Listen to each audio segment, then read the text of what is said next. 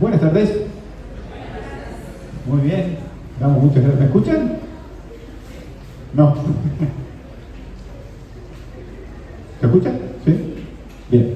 Muy bien, bueno, damos muchas gracias al Señor, que estamos juntos, que nos regala este hermoso día.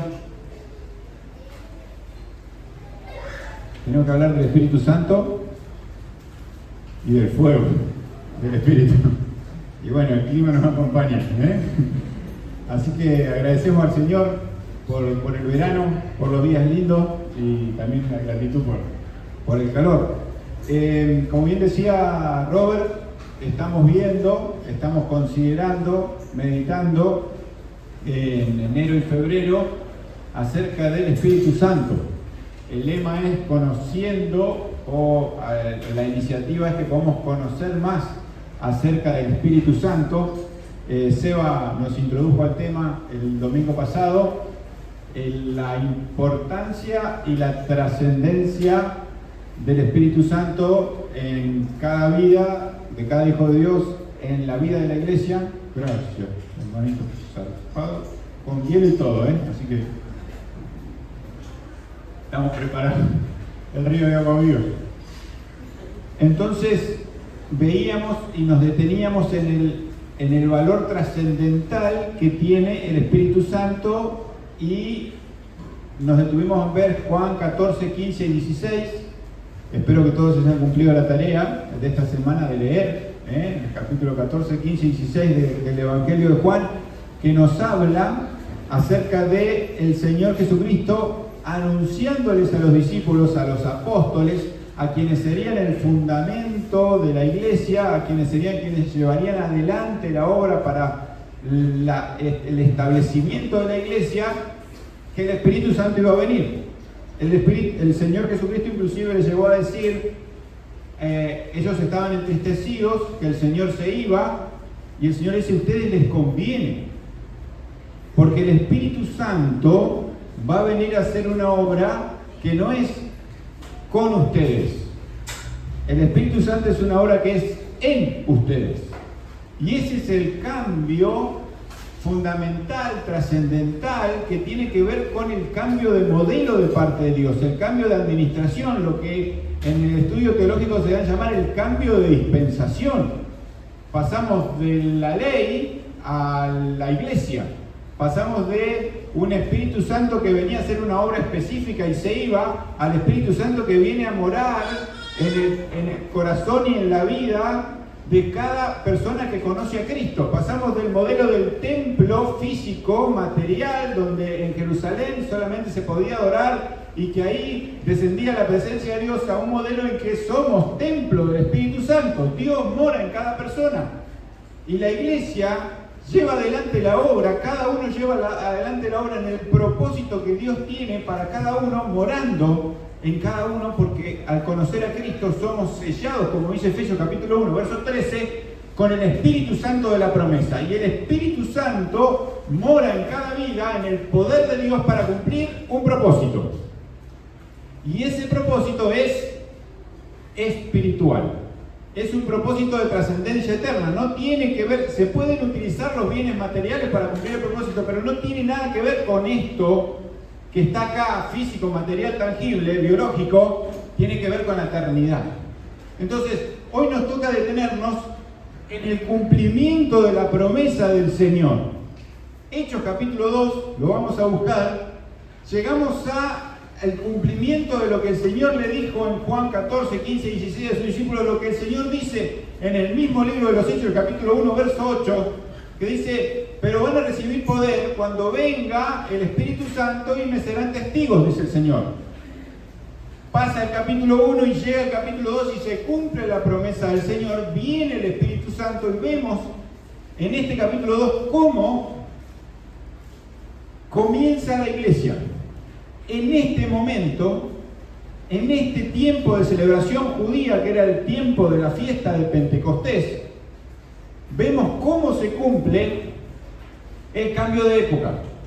Vemos cómo la ley queda en un estado de latencia, porque la ley no es pasado, la ley sigue en vigencia, queda un estado de latencia y Dios se manifiesta a la humanidad a partir de la iglesia. Dice Hechos capítulo 2, verso 1, cuando llegó el día de Pentecostés, estaban todos unánimes juntos.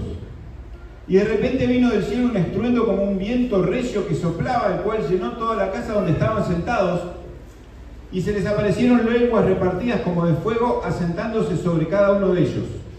Y fueron todos llenos del Espíritu Santo y comenzaron a hablar en otras lenguas, según el Espíritu les daba que hablasen. Moraban entonces en Jerusalén judíos, varones piadosos de todas las naciones bajo el cielo. Y hecho este estruendo, se juntó la multitud y estaban confusos porque cada uno les oía hablar en su propia lengua. Y estaban atónitos y maravillados diciendo, miren, ¿no son galileos todos estos que hablan? ¿Cómo entonces les oímos nosotros hablar cada uno en nuestra lengua en la que hemos nacido?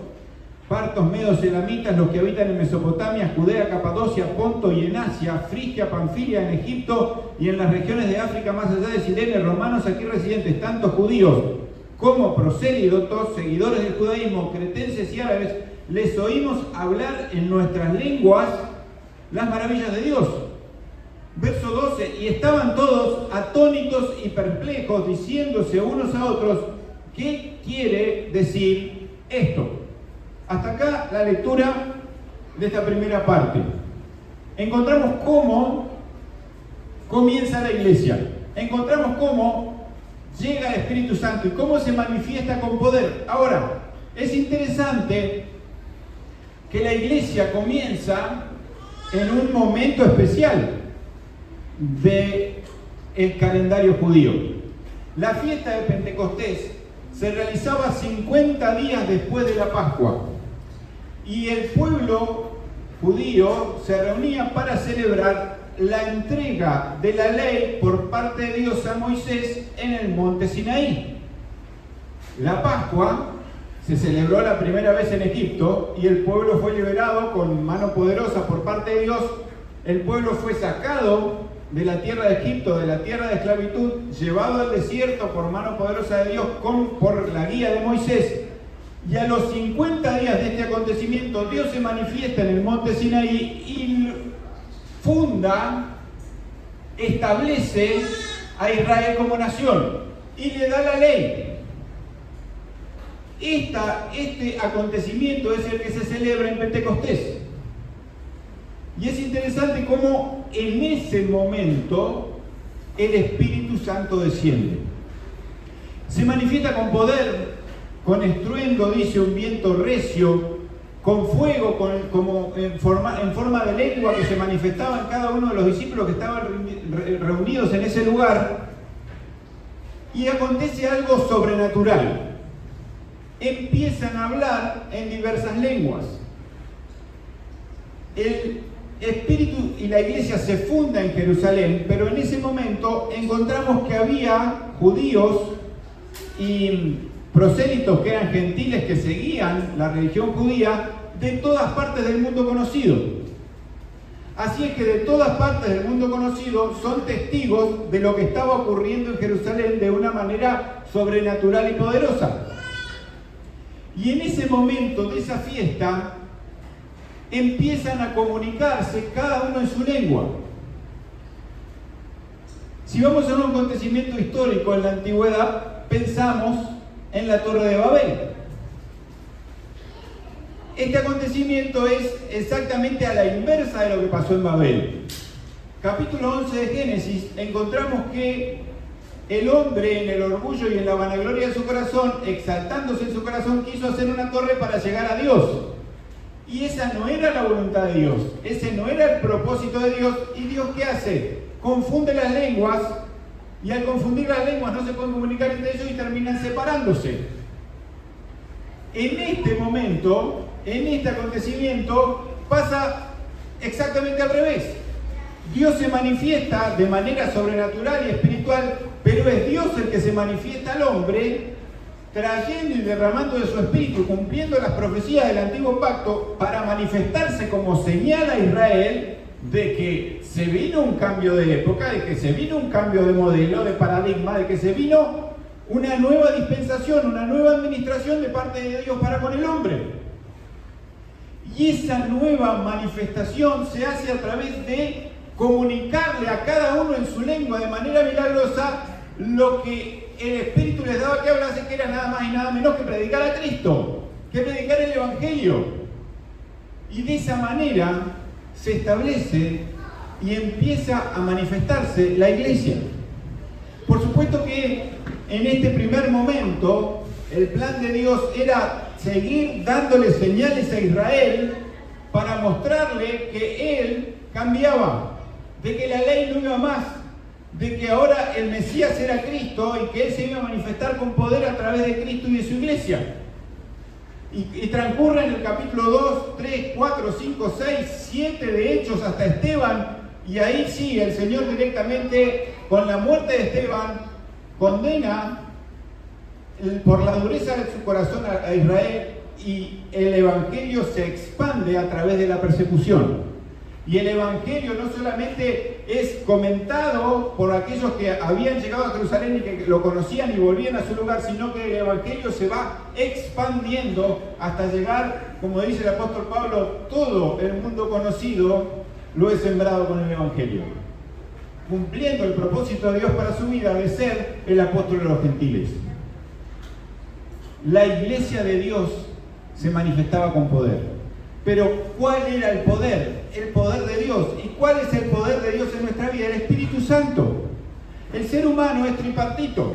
Dios nos formó en tres partes. Cuerpo, que es lo tangible, lo que vemos. Alma, que como dice Génesis capítulo 2, Dios sopló aliento de vida. Y ese alma es lo que nos da la existencia humana. Ahora, también somos espíritu. Y lamentablemente el pecado mata nuestro espíritu, porque el espíritu es lo que nos vincula con Dios nuestro Creador.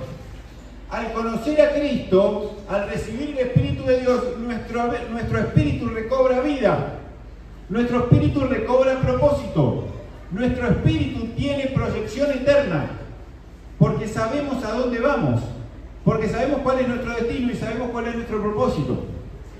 De manera sobrenatural, Dios se manifiesta y Dios se sigue manifestando. Dios no cambia y su Espíritu Santo es el que sigue mostrándonos y llevándonos a Cristo para que nosotros podamos vivir en el camino que el Padre, en esas buenas obras que Dios preparó de antemano, conforme a Efesios 2, versículo 10, que Dios preparó de antemano para que andemos en ellas. Ese diseño es del Dios Trino. El Padre lo diseñó para que siendo guiados y siguiendo a Cristo podamos ser fortalecidos, inspirados, llenados del Espíritu para cumplirlo.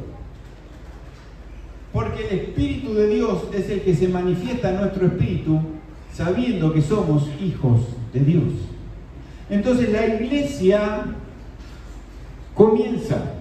La iglesia es formada, fundamentada y se desarrolla a partir del Espíritu Santo. Sin Espíritu Santo no hay iglesia y viceversa.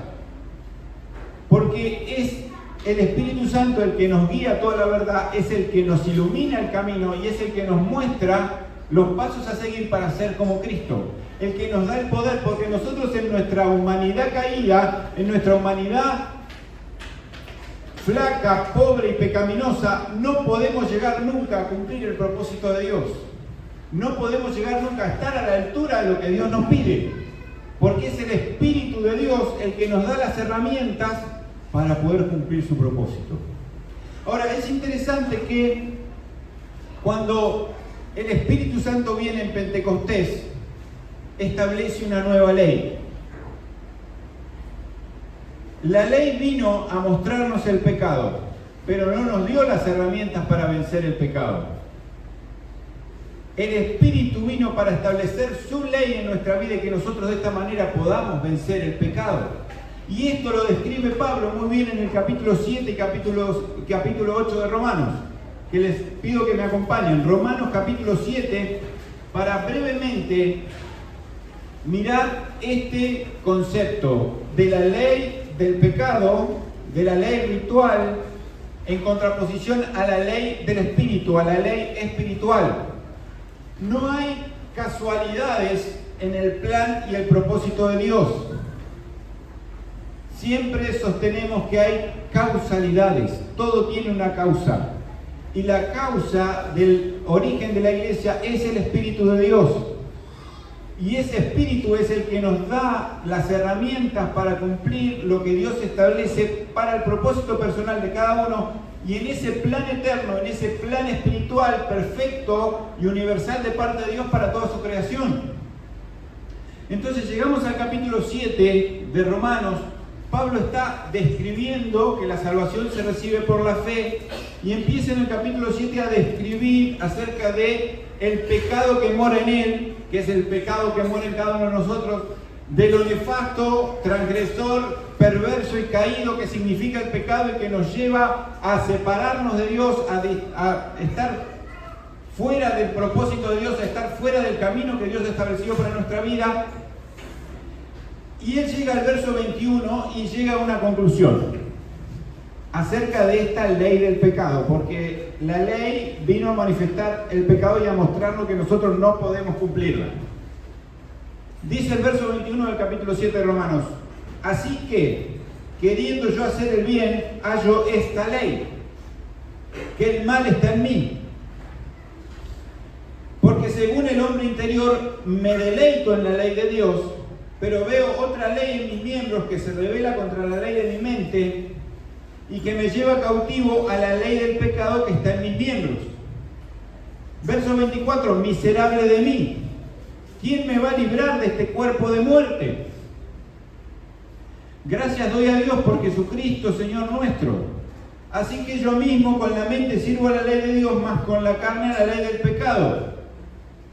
Verso primero del capítulo 8. Ahora entonces, ninguna condenación hay para los que están en Cristo Jesús, los que no andan conforme a la carne, sino conforme al Espíritu. Porque la ley del Espíritu de vida en Cristo Jesús me ha librado de la ley del pecado y de la muerte.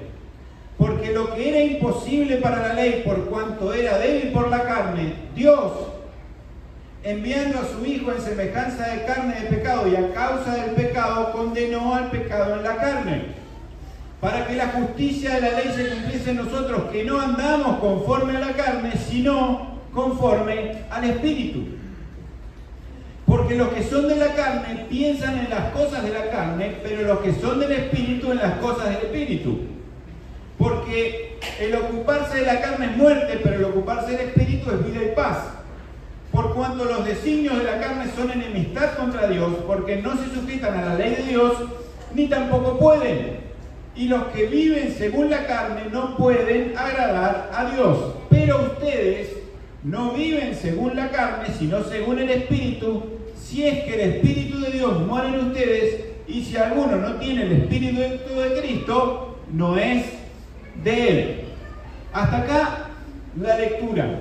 Encontramos el contraste que el apóstol va haciendo entre la ley, que él la denomina la ley del pecado, porque la ley atribuida y distribuida y entregada por Dios al pueblo, lo único que vino a hacer fue a demostrar que el ser humano no la puede cumplir, y como no la puede cumplir, el pecado toma dominio.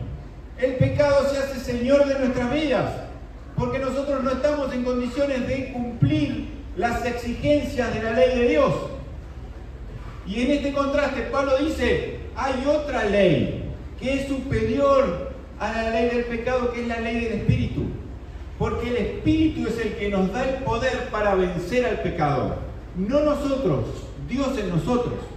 Y fíjense la descripción que el apóstol hace acerca de Dios, Cristo y el Espíritu, la Trinidad obrando para que nosotros podamos llegar a conocerlo, para que nosotros podamos tener salvación, para que nosotros podamos vivir en el propósito de Dios, heredar la eternidad y tener recompensa y tener herencia en el cielo junto a Cristo. Es obra de la Trinidad, pero ¿quién está con nosotros? El Espíritu de Dios. Por eso es que es tan importante que podamos conocerlo. Porque si el Espíritu no es conocido por nosotros, su obra no es conocida por nosotros, su desarrollo de nuestra herramienta y nuestra inteligencia espiritual no lo conocemos, no hay manera de que nosotros podamos cumplir lo que Dios espera de nuestras vidas. Entonces el apóstol comienza diciendo, a ver, Yo tengo una ley en mis miembros, tengo una ley en mi existencia. El pecado me hace alejarme de Dios. Y Pablo llega a decir, soy miserable. ¡Qué miseria que hay en mí! ¡Cuánta miseria que hay en mí! Porque yo no puedo agradar a Dios.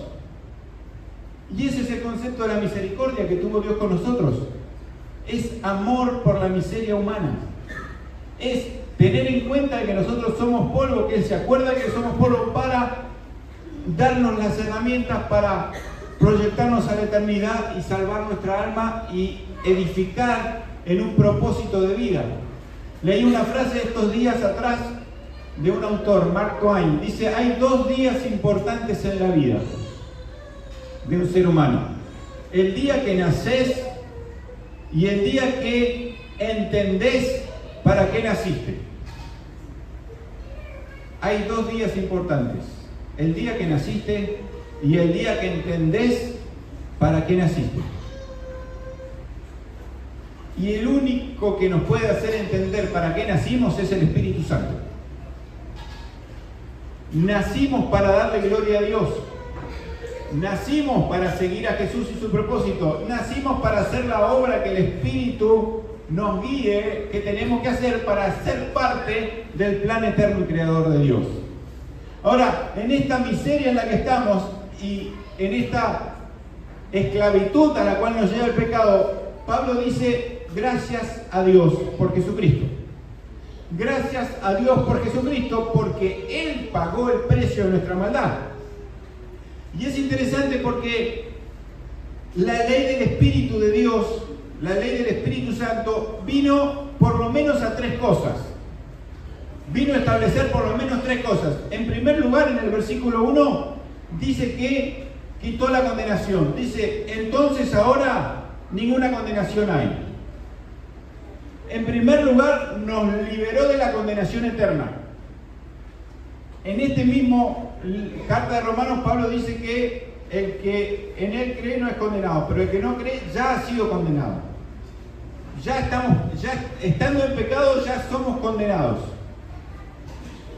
Pero el que cree, ese recibe el regalo de la salvación, recibe el regalo de la vida eterna, recibe el beneficio, la gracia de Dios, el don de la eternidad, el don celestial del cielo. Ese recibe el que cree en Jesucristo. Entonces, en primer lugar, el Señor vino a quitar nuestra condenación. Teníamos un destino eterno del infierno, un destino eterno de condenación, alejados de Dios, nuestra alma en la eternidad, en el fuego, en el lago de fuego y azufre que arde por toda la eternidad, y Dios nos sacó de ese lugar y nos lleva al cielo. Por nosotros no, por Cristo, y por depositar la fe en Él. Ahora, en segundo lugar, en el verso 2, encontramos que la ley del Espíritu de vida en Cristo nos ha librado de la ley del pecado y de la muerte. En primer lugar, quitó la condenación. En segundo lugar, en la vida cotidiana, el Espíritu nos libra de la ley del pecado y nos da el poder para vencer el pecado y para vivir en santidad, apartados para Dios. ¿Tenemos algún mérito? Ninguno. ¿Tenemos alguna capacidad humana para lograrlo? Nada. El único que nos lleva a la libertad, que nos lleva en su poder a la victoria, es el Espíritu de Dios. Porque en Cristo nos ha librado de la ley del pecado y hay otra ley que es consecuencia del pecado, que es la muerte. Dios estableció en su ley, el que peca se muere. El que peca se separa de mí, porque nadie puede entrar con pecado delante de la presencia de Dios. Por eso es que el ser humano, por eso es que Dios dice, no me verá hombre y vivirá. Porque no hay forma de que nosotros pecadores caídos podamos estar delante de la presencia de un Dios santo, perfecto y eterno. ¿Y quién vino a abrirnos la puerta del cielo? Cristo. Con el Padre diseñando la posibilidad de que el ser humano sea salvo. Pensando en nosotros, el Creador de todas las cosas, soberano Señor, pensó en nosotros, en nuestra humanidad, en nuestra debilidad, en lo poco que somos, para darnos vida, para poner de nuevo eternidad y para que podamos tener la posibilidad de entrar al cielo. Porque el Señor y la ley del Espíritu han quitado la condenación, nos han librado de la ley del pecado. Y dice el verso 3, al final el Señor condenó al pecado en la carne. Dice el libro de los Hebreos que este sumo sacerdote nos conviene, porque Él vino en nuestra misma condición, pero sin pecado, a hacer la obra. Había que entregar una vida. La ley establecía que tenía que entregarse una vida para pagar el precio. La vida que se entregó de una vez y para siempre es la vida de Cristo. En nuestra misma condición de carne, pero sin pecado. ¿Para qué? Para que Él condenara al pecado en la carne. El pecado ha sido condenado. La maldad, lo que nos separa de Dios, fue condenado en la cruz. Cristo lo condenó. Y la ley del Espíritu nos da el poder victorioso de vivir una vida que trascienda la mediocridad del sistema. ¿Por qué el sistema es mediocre? Porque el sistema es de acá. El sistema no discierne las cosas espirituales, no discierne las cosas celestiales, no discierne las cosas de Dios, porque se queda en la mentira de lo temporal. Porque las cosas que se ven son temporales, pero las que son más importantes son las que no se ven, esas son eternas. Y esas son las que el Señor quiere que valoremos, y en las cuales quiere que vivamos, y el que solamente el Espíritu de Dios en su ley nos puede dar las herramientas para identificarlas y vivirlas. De esta manera conocemos la ley del Espíritu, y de esta manera tenemos el poder de Dios. Y fíjense el listado a partir del verso 4 que el apóstol va brindándonos acerca de lo que el Espíritu puede hacer en nuestra vida, de lo que el Espíritu puede hacer a través de nosotros si nosotros dejamos que Él domine, que Él guíe, que Él dirija nuestros pasos. Dice el verso 4, en primer lugar, tenemos el poder para andar conforme al Espíritu. Dice, la justicia de la ley se cumple en nosotros porque andamos conforme al Espíritu. Dice Gálatas 5, verso 16, que tenemos que andar en el Espíritu y no satisfacer, no darle lugar, no permitir que nos guíen las obras de la carne. ¿Y qué significa esto de andar si no es que es transitar nuestro camino? En la vida tenemos dos caminos. El camino de la vida, el camino de la guía del Espíritu Santo, el camino espiritual, el camino de la trascendencia, o el camino de la voluntad del enemigo, de Satanás, el camino del pecado, el camino de la muerte, el camino de la temporalidad. Son dos caminos. El Señor, y no existe este concepto que muchas veces nos tragamos la mentira, no, yo hago mi vida, yo hago lo que yo quiero, yo tomo mis propias decisiones, tengo mis propias opiniones. Mentira. Vos haces lo que el Señor le diría a los fariseos, que eran las obras de tu padre el diablo. Porque si no sos de Cristo, sos del diablo. Entonces, el Señor establece dos caminos. O andás en la guía del Espíritu, en la santidad del Espíritu, en la obediencia al Padre, en la búsqueda del conocimiento de su palabra, de lo que Él quiere para tu vida, o andás por el otro camino. No hay alternativa intermedia. Por eso es que el apóstol dice, los que no andamos conforme a la carne, sino conforme al Espíritu, los que transitamos un camino de santidad, los que procuramos transitar el camino de fe, los que procuramos invertir para la eternidad, los que dejamos los rudimentos de las cosas que se quedan acá para que nuestra mente esté concentrada en cumplir el propósito de Dios. Eso es andar, eso es transitar, eso es caminar. Nuestra vida temporalmente, inclusive hasta cronológicamente, se va gastando. Si vamos caminando por la vereda, el paso que damos queda en el pasado y el paso que nos adelantamos es nuestro presente, que es absolutamente intangible. Lo que pasó hace un segundo atrás es historia. Y el futuro es inmediato y lo vamos gastando. El tiempo se va y nuestra vida la transitamos de acuerdo a la decisión que tomamos. Si decidimos vivir para Cristo conociendo al Espíritu de Dios o decidimos lo otro. Pero no hay intermedios acerca de una vida que pueda tener algún tipo de algo satisfactorio como consecuencia, porque en definitiva el pecado es atractivo para nuestra carne, por eso definimos y decidimos vivirlo, pero las consecuencias lamentablemente son eternas y son trágicas.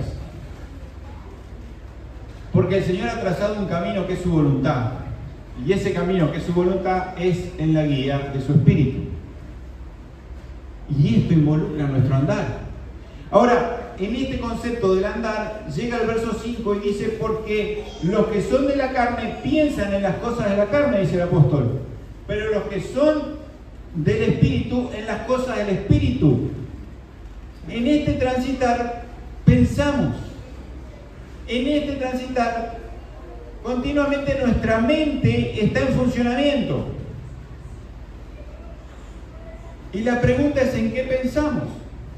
El apóstol le escribe a los hermanos de Filipo en el capítulo 4, verso 8, y le dice, todo lo justo, todo lo puro, todo lo amable, todo lo que es buen nombre, sea virtud alguna, sea algo digno de alabanza, en eso piensen. ¿En qué pensamos? ¿Qué manera de paspar moscas con la vida? ¿Qué manera de pensar en cosas intrascendentes? ¿Cuántas veces nuestra mente está absolutamente compenetrada en cosas que son totalmente inservibles?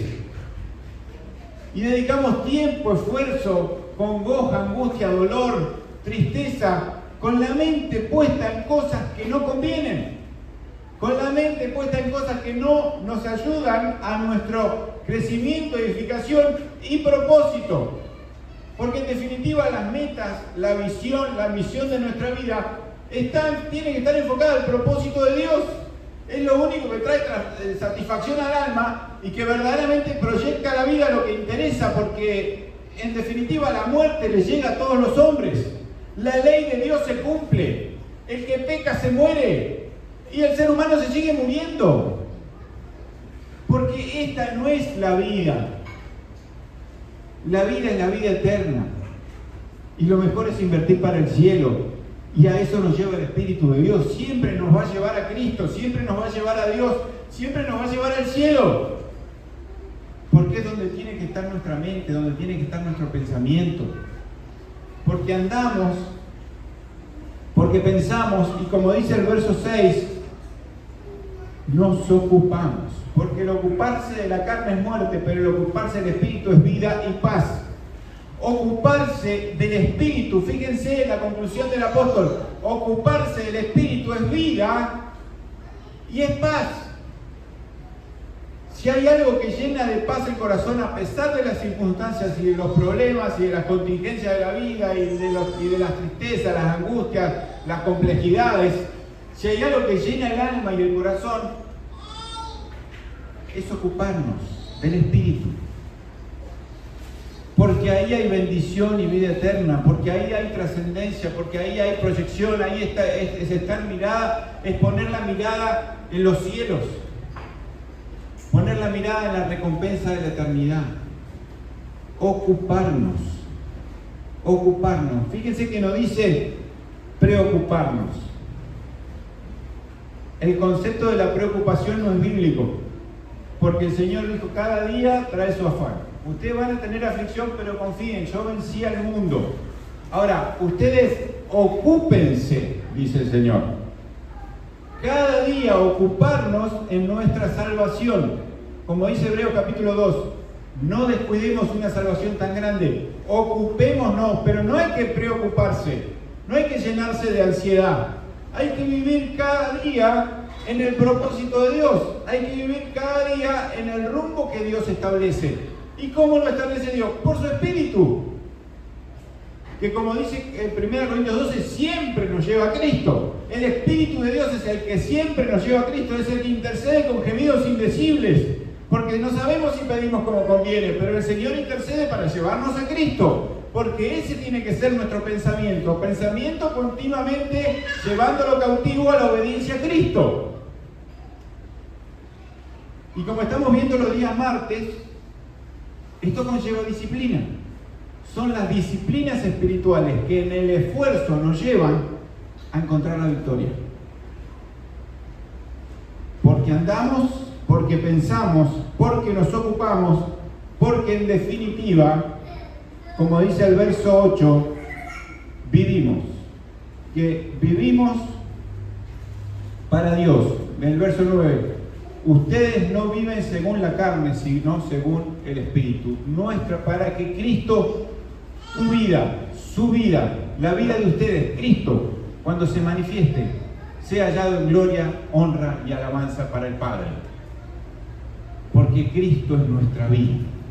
Porque tiene que ser nuestra vida, porque el Espíritu nos lleva a Cristo. Porque es la obra de la Trinidad para que cumplamos el propósito. Para, como dice Efesios capítulo 4, verso 1, que podemos andar, que estemos conforme a la vocación a la que hemos sido llamados. Hemos sido llamados a un propósito. Tenemos una vocación de vida y eso se manifiesta por medio del Espíritu a cada uno de manera particular en la manifestación de lo que el Señor quiere hacer. Ahora, ¿cuál es nuestra dedicación? ¿Cuál es nuestra disciplina? ¿Cuál es nuestra entrega? ¿Cuál es nuestro hábito? ¿Cuál es nuestro pensamiento? ¿Cuál es nuestro andar? ¿Cuál es nuestra ocupación? ¿Qué hacemos con nuestro tiempo? ¿En qué invertimos nuestra vida? No hay satisfacción más grande para el alma del ser humano que estar cumpliendo el propósito de Dios. Que estar cumpliendo lo que Dios espera para nuestras vidas. No estar haciendo la voluntad de otro, no estar agradando a alguien o algo, estar haciendo lo que Dios quiere, estar viviendo lo que Dios quiere que vivamos. Y concluye el apóstol y dice, ustedes, verso 9 del capítulo 8, no viven según la carne sino según el Espíritu, si es que el Espíritu de Dios mora, habita en ustedes. Y el apóstol es terminante, si alguno no tiene el Espíritu de Cristo, no es de Él. Si el Espíritu Santo no mora en tu corazón, en tu ser interior, entonces no hay posibilidad que tu vida dé gloria a Cristo, no hay posibilidad de que vos vivas en la obra que Dios preparó de antemano para que andes en ella. Porque sin Cristo no hay vida, no hay esperanza, no hay camino para andar. Ya dice la Escritura que estamos muertos. Ya ha sido condenado, dice. El que no ha creído en el nombre del unigénito Hijo de Dios ya ha sido condenado. Y eso es lo que predicamos y anunciamos continuamente como iglesia y como hijos de Dios. Cristo crucificado, la esperanza de gloria. Cristo resucitado, el que pagó el precio de nuestra maldad para hacernos justos delante de la presencia de Dios y abrir la puerta del cielo.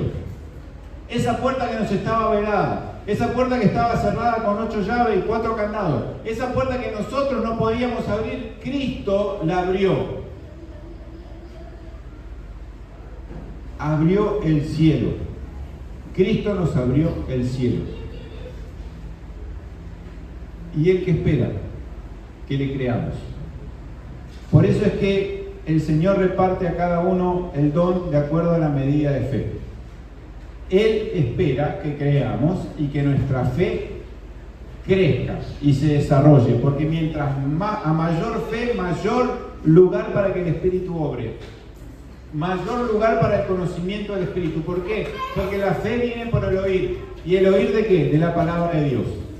La fe se crece y se manifiesta y se expande. Por supuesto que es un concepto intangible, pero es un concepto espiritual. Y la fe se manifiesta con poder y gloria para que nosotros podamos vivir vidas que honren y glorifiquen el nombre de Dios. La pregunta es, ¿Qué lugar ocupa el Espíritu Santo en nuestra vida? Hemos conocido a Cristo como nuestro Señor y Salvador, hemos reconocido nuestra condición de pecadores para que Cristo sea el que obre en nuestra vida a través de su Espíritu para glorificar su nombre. Cada uno tiene esta pregunta para responderse. El Espíritu Santo quiere que lo conozcamos, para que de esta manera podamos conocer a Cristo y para que de esta manera podamos vivir en el plan de Dios. Es nuestro desafío diario, es nuestro desafío de cada hora de nuestra vida, de cada minuto, de cada segundo, vivir en el propósito de Dios, guiados por su Espíritu a través de Cristo. Que al considerar y pensar en lo que significa Cristo y su obra y el Espíritu, lo podamos valorar. Podamos agradecer al Señor por el regalo tan grande de la vida eterna. Podamos creerlo para vivirlo para Él. Oramos y concluimos este tiempo. Padre que estás en los cielos, nuestro Dios, gracias por tu palabra, gracias por el ejemplo que encontramos en ella para nuestras vidas. Señor, que verdaderamente podamos ser llenos de tu Espíritu para que tu propósito se cumpla en nuestra vida. Señor, que podamos vivir siguiendo las pisadas del Maestro, siguiendo el modelo de Cristo, para estar, Señor, en ese plan perfecto y en esa voluntad única que es tu voluntad para nuestra vida. Señor, que como iglesia podamos en este año verdaderamente caminar y transitar el camino de la excelencia, el camino del éxito, que es el camino guiado por tu Espíritu. Transitar, Señor, y andar el camino de la santidad, de la obediencia, el camino que tú has trazado para nuestra vida. Señor, hay recompensa, hay eternidad, Señor, hay vida, hay satisfacción del alma, y eso solamente proviene de ti. Señor, guíanos para ser trascendentes y que nuestra mirada esté puesta en los cielos. Señor, gracias por tu iglesia, gracias por este tiempo con tu palabra. Que podamos, Señor, seguir conociendo más de tu Espíritu y la obra que quieras hacer en nuestra vida. Lo dejamos en tus manos, agradecidas por todas tus bendiciones, en el nombre del Señor Jesús. Amén. Muchas gracias, hermanos, por el tiempo.